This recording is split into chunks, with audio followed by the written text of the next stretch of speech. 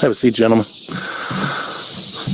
Ladies and gentlemen, welcome. My name is Doug Bradburn. I have the privilege of serving as the president and CEO of George Washington's Mount Vernon. On behalf of the Mount Vernon Ladies Association, who've preserved and saved this extraordinary place since 1860, I'm honored to welcome you to our commemoration of the National Purple Heart Day here at the beloved home of the father of our country, George Washington. Before we begin, I'd like to thank the Military Order of the Purple Heart for their many years of support of Mount Vernon and their partnership on this event. I would also like to welcome representatives of the National Museum of the United States Army. Lieutenant General Roger Schultz and Paul Morando, who are behind me here, joined me on the stage this morning. We're thrilled to have them with us and look forward to the opening of the impressive Army Museum. Now, I've been fortunate, I've gotten a sneak peek, and we're lucky to have this museum to tell the story of the U.S. Army for generations to come. And we're lucky it's right here in Fairfax County, near the home of the father of the Army, George Washington. Now, gentlemen, thank you so much for being here with us today. Now, to officially begin this ceremony at this time, I'd ask you to please rise for the playing of the National Anthem.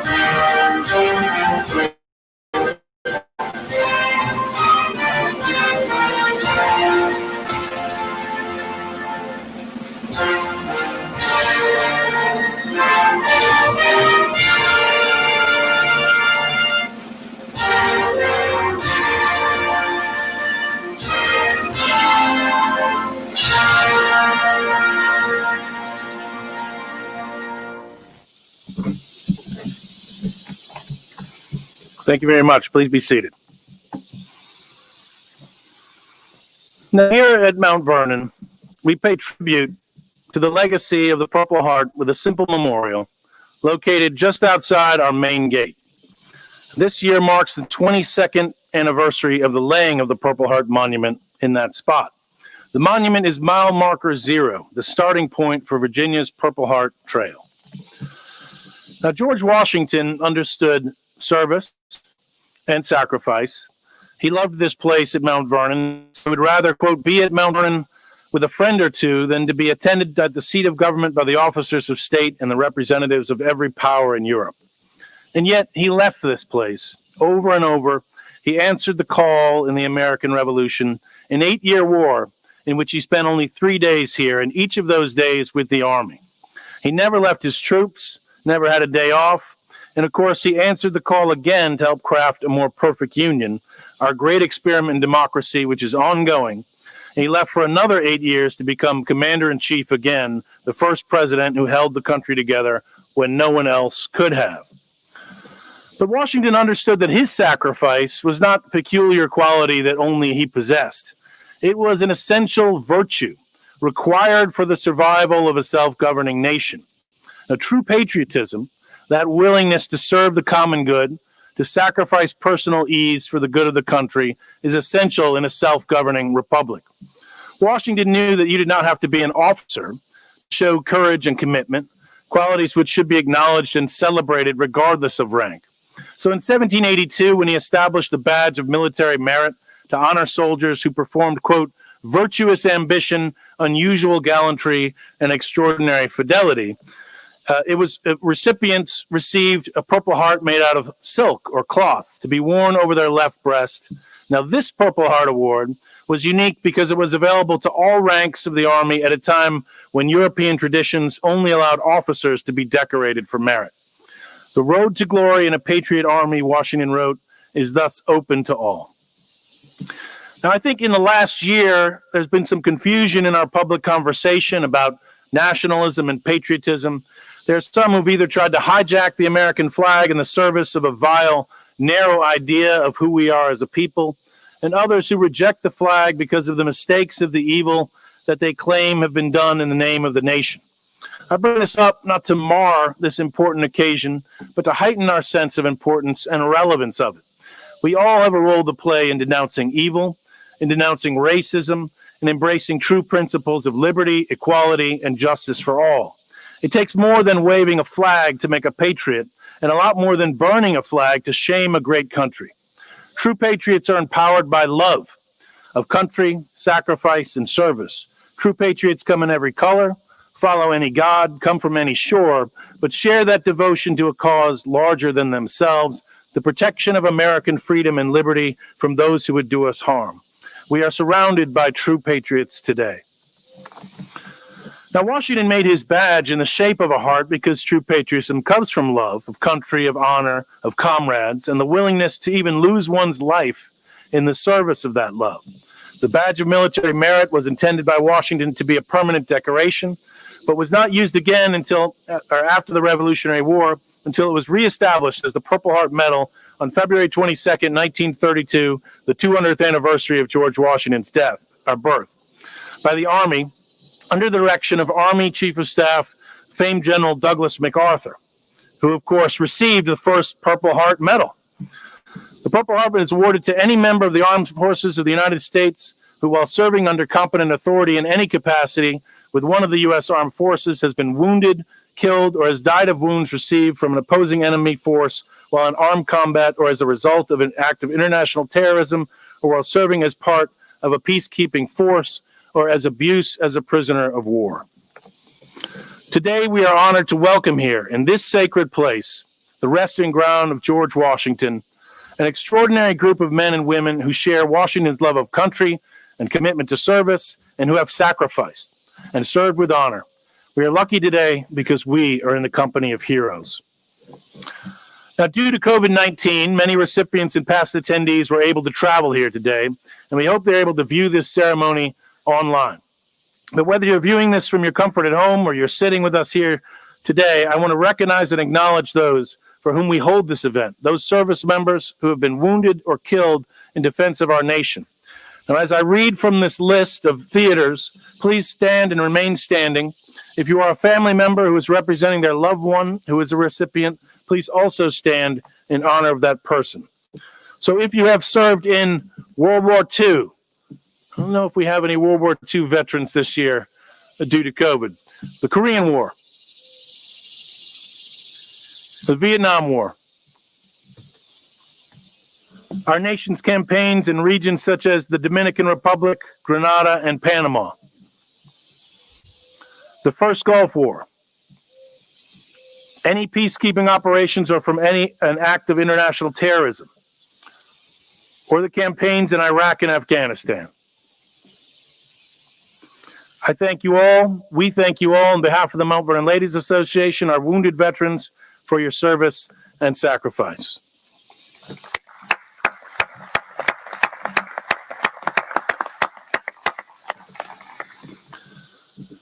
Now, it is my pleasure to introduce Mr. Paul Morando, Chief of Exhibits, National Museum of the U.S. Army, and General Roger Schultz, President of the Army Historical Foundation. I will introduce them both, and then we'll proceed with the program. Paul Morando became the Chief of Exhibits for the National Museum of the U.S. Army in October 2017. He manages the overall design, fabrication, and installation of all the museum's exhibits and is responsible for the acquisition, selection, and oversight of the museum's historical collection. Mr. Morando served in the Army Reserves as a photographer on a public affairs team deploying to Guantanamo Bay, Cuba, and supporting missions in Korea, Egypt, and Guatemala. He holds a master's degree in history from the City University of New York. General Roger Schultz currently serves as president of the Army Historical Foundation, located at the new National Museum of the United States Army.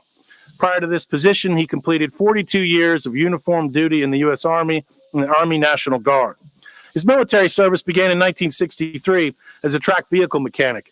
He served 4 years as an enlisted soldier and was commissioned as an infantry officer following officer candidate school at the Iowa Military Academy. Serving in various leadership and staff positions throughout active duty Army and Army National Guard, General Schultz assumed duties as Director, Army National Guard Bureau, Washington, D.C. on June 1st, 1998. As Director, he was responsible for the formulation, development, and implementation of all programs and policies affecting the Army National Guard. In that capacity, he was also responsible for an $11.7 billion budget. I know he spent it all wisely as well. In addition to the corporate duties outlined above, General Schultz has been an active volunteer. He is currently a director with Our Military Kids, director with Armed Forces Benefit Association, senior associate with AAAA, trustee with the U.S. Army College Foundation, and member of the DoD 50th Vietnam Commemoration Committee. General Schultz also served as a senior military advisor to the Iraq Study Group. The civil support teams in the National Guard today are a product of the Tiger Team that Schultz led in 1997 as part of an OSD initiative to better integrate reserve and active components fighting domestic terrorism. He's also a recipient of the Roy Wilkins Renowned Service Award. So now let's welcome Mr. Paul Morando to the stage.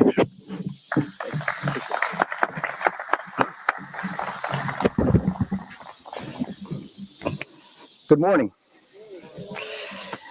I want to thank Mount Vernon team for inviting me here today to talk to you during this special ceremony. So the National Museum, the United States Army, provides a comprehensive portrayal of Army history and traditions through the eyes of American soldiers. By preserving, interpreting, exhibiting invaluable artifacts, the museum creates learning opportunities for all visitors and bonds the American people to their oldest military service.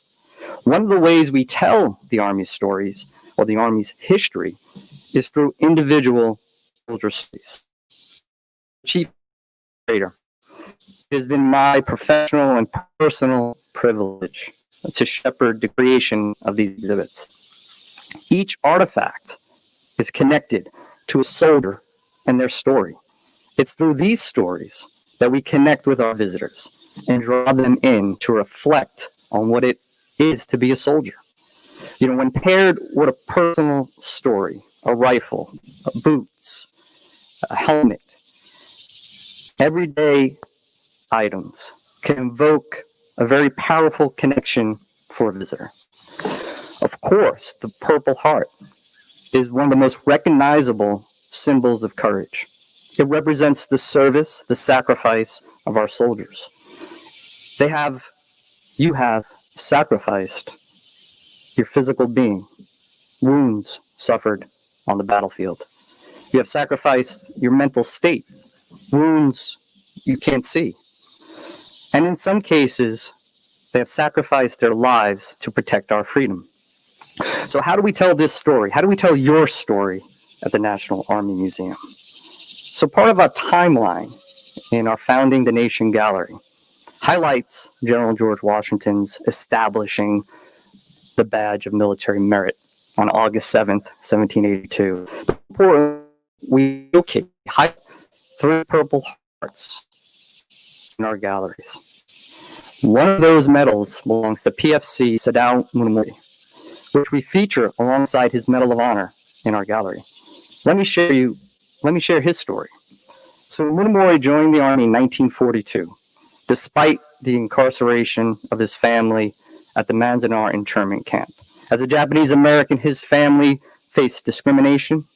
Many were forced into internment camps. So his service to his country was based not only fighting the enemy overseas, but fighting prejudice at home.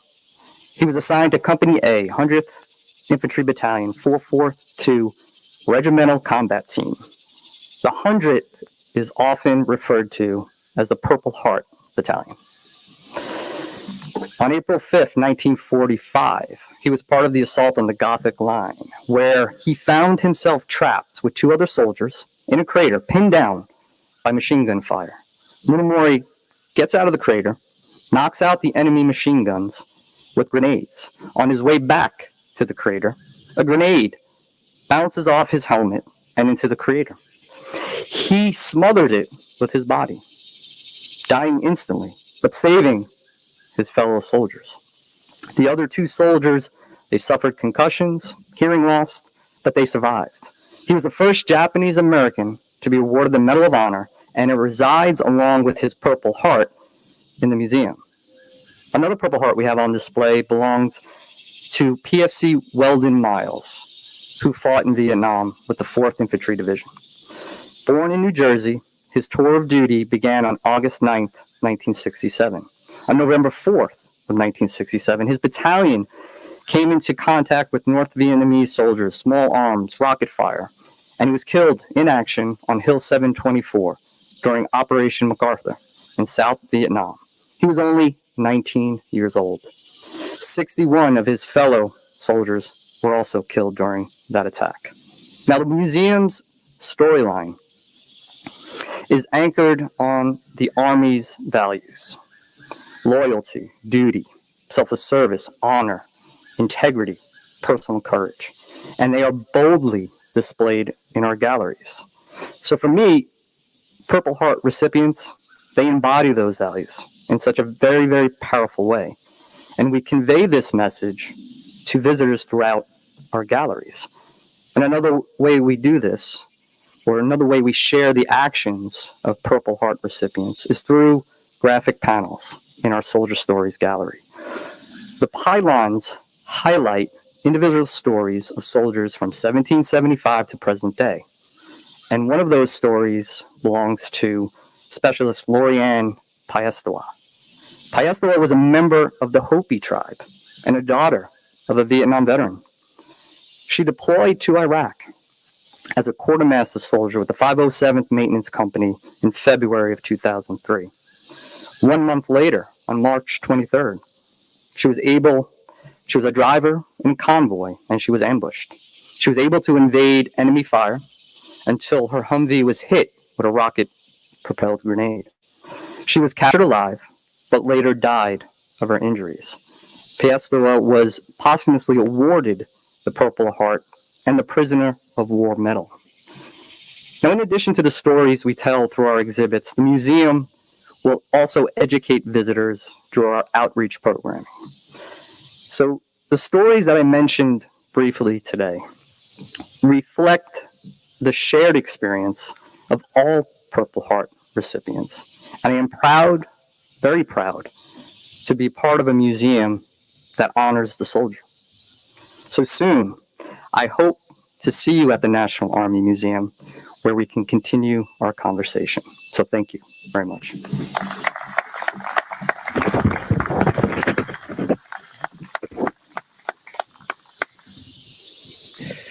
Morning, everybody. Dr. Bradburn, thanks for the intro. Thanks for the welcome. Thanks for having us here, permitting us to be here. A special welcome to those wearing a Purple Heart, those recipients, those veterans here, those veterans on the net today. Thanks for serving the way you did. There are families for sure out there that have supported veterans across our nation's history that also need to be recognized today, for sure. You know, today's a special day, but before I get into the General Washington thoughts, I just want to say that as we talk about the Army's Museum, there's an armyhistory.org, a webpage that you can go to and register. We have a registry of the American soldier, and what we want you all to know is that's a place to tell your story. You can place a photograph in there, you can put your unit patch in there, and that's a way that others can learn about you and what you were a part of as a portion of your military experience in the Army. And we're counting on you to help us populate that database, because what we need to do, Paul talked about it here, and that is tell the story of the American soldier through the eyes of the American soldier, and the families help us tell those stories. And so when you get on our webpage, you get out there and you'll find a lot of things going on, but it's really a story about soldiers in our Army. Okay, 238 years ago today, General Washington issued his orders of the day. Just think about that. Not that long ago, really. And part of the instructions were to recognize soldiers, and these are regular soldiers in the formations, as Dr. Bradburn had introduced already, that he's going to talk about and recognizing that common soldier in the ranks, because the tradition was the officers got all the recognition. And in the case of General Washington's instructions, and this is in August of 1782, he said, we're going to change that. So he created a review board and said, I want to know the soldiers that have distinguished themselves in the Continental Army, and we're going to recognize them.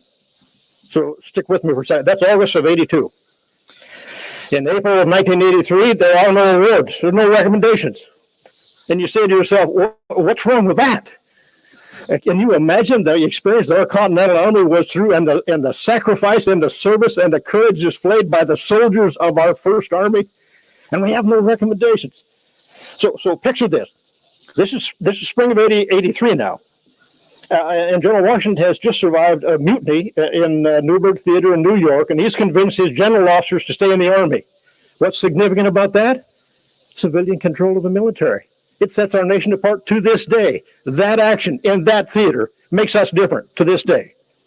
Now, you and I could have a good debate about the efficiencies and all the reasons that the Army should take over, the military should take over. Not so. General Washington was convinced the military belonged to civilian control, and it's that way for a real purpose, and you know the value of that. Okay, so now we're in April of 1783, no awards. General Washington forms a new board, said, listen, now the peace treaty, the British Army is still in New York when I'm talking about this.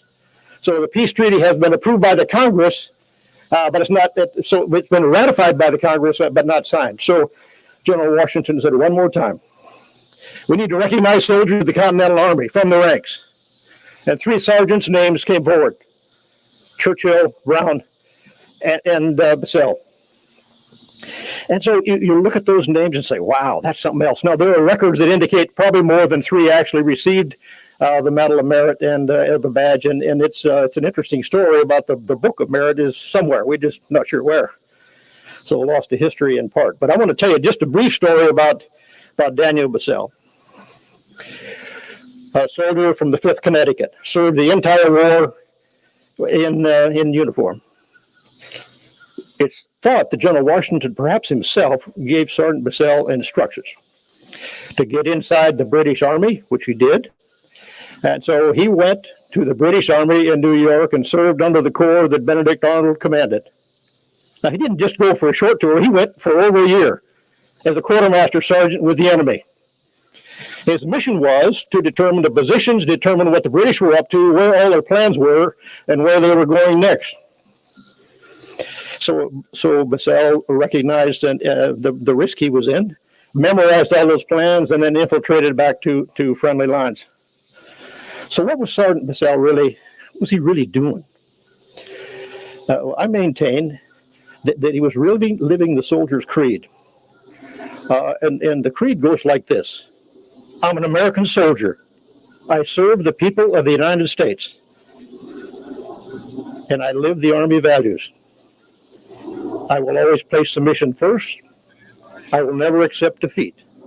And those words were not present in 1783, but that's what Sergeant Bassell was doing. Okay, so what's unique about this day and this anniversary and this special place I would offer is this. General Washington talked about singularly momentous action. Single courage on the part of individuals, and that's what's recognized with the first Medal of Merit, the Badge of Merit, formed in the shape of a Purple Heart.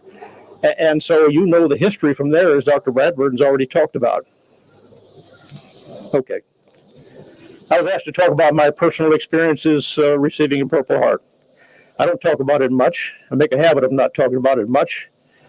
But Dr. Bradburn, at your request, I'll say a few things.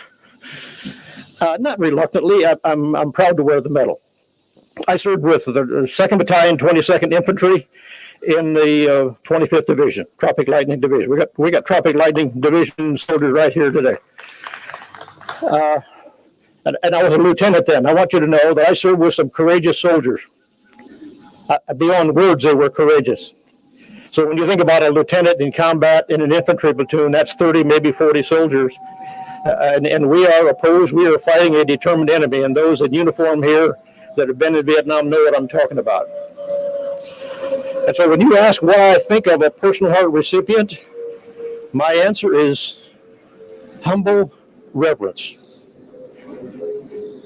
My friends, when you think about this award, this is a one-of-a-kind award, and you all know that there's nothing like it. But if you go back to the creation of that original medal, changed over time, criteria changed. You know, we issued no Purple Hearts in World War I until General MacArthur then created the award and really resurrected the award in 1932, as Dr. Bradburn has talked about. Okay, there's a book by a noted historian, Jeffrey Perret. And he said this in the book. He talks about General Washington's contribution to our nation. And he says basically this: no army, no revolution. Then he continues on in the narrative in this book to talk about no Washington, no army. And just think about the significance of our first commander-in-chief and our first commanding general and what he did for us. You all know he was a disciplinarian.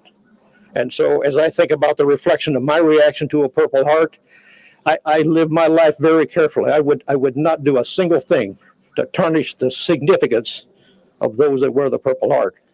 And when did it start? It started in 1782. So to the Purple Heart recipients and those families here that were members who know full well what those experiences of our life, as Paul has already said, your lives are changed for sure, and we're forever indebted for sure. So let me close with where I started, and it has to do with recognition of selfless duty performance. In the Army values, we call that selfless service. In the Army values, we talk about personal courage. That's what you all represent. I'm honored to be part of this event for sure. Final thought, you might make a case, no Washington, no Purple Heart. Thank you.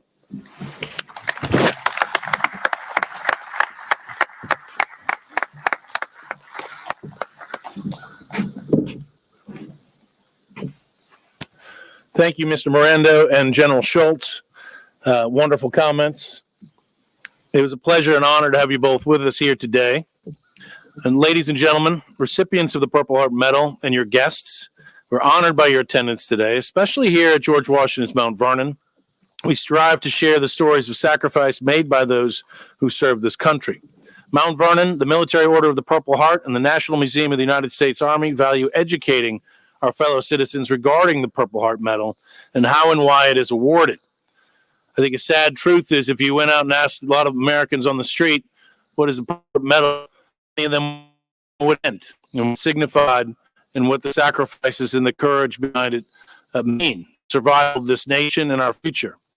And that challenge of education is something that all of our institutions take on together as our shared mission.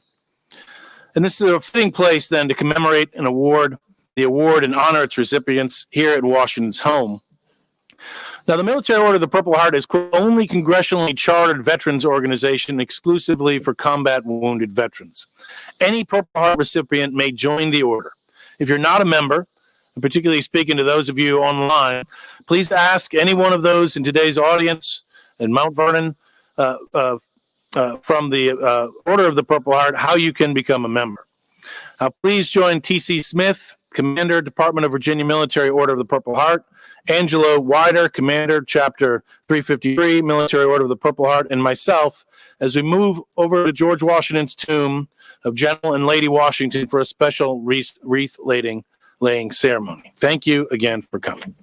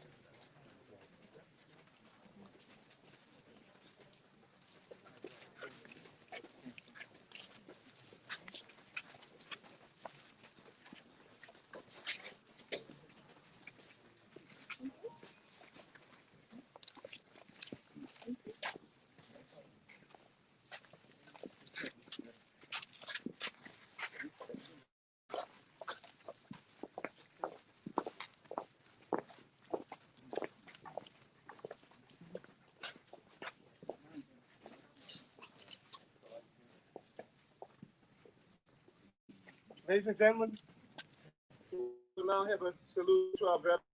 To go out and come in here. Thanks. Have a few words for us before I play taps. Pardon? Veterans.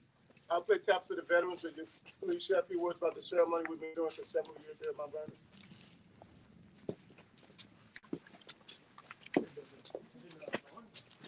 Thanks, Don. Again, thank you all for coming to our ceremony.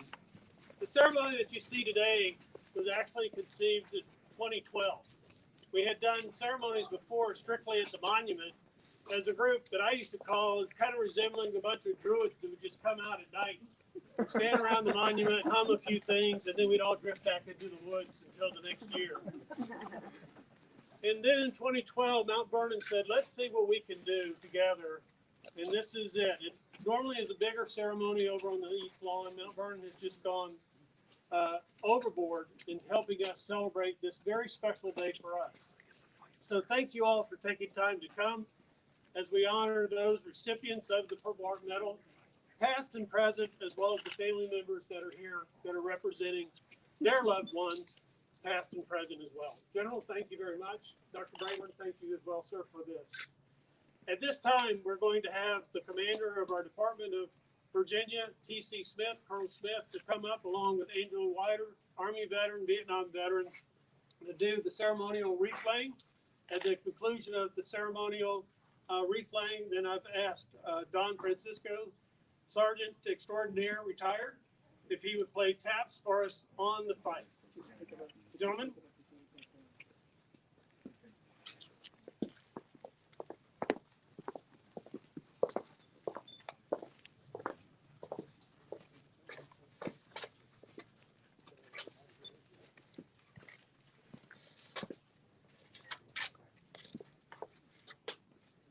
All veterans, I'll call the command. Attention, cut, present, halt.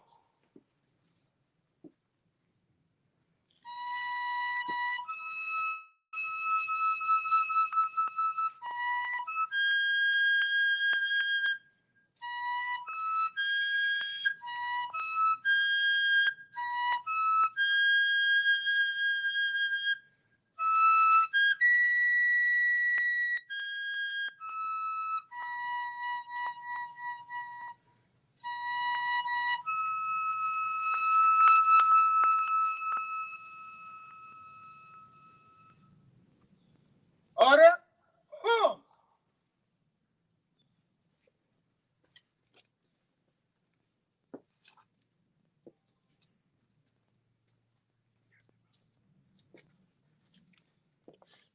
Dr. Bradley, do you have any closing remarks? No, I do not. Thank you all for being here today and enjoy the day. And do know that all Purple Heart recipients can get in free to Mount Vernon. So thank you all for being here today. Yes, any day of the week. It's a great offer by Mount Vernon. You can also pay though if you'd like. Yeah, donations to the foundation are accepted. For those Purple Heart recipients and guests, remember you are invited in the Mount Vernon Inn in the veranda room. It'll be on your left-hand side. They'll tell you where to go. For a reception, our honor starts at 11:30. So go from about 11:30 to 12:30. So if you're mingling and you want to watch and see some things, there should be some food and drink left by the time we get there. I don't know. I'm going to be there early. So, but you're again invited to the reception for Purple Heart recipients and your guests. So I'll see you in the Mount Vernon Inn. And again, thank you very much, and thank you for coming. Have a great day. Thank you.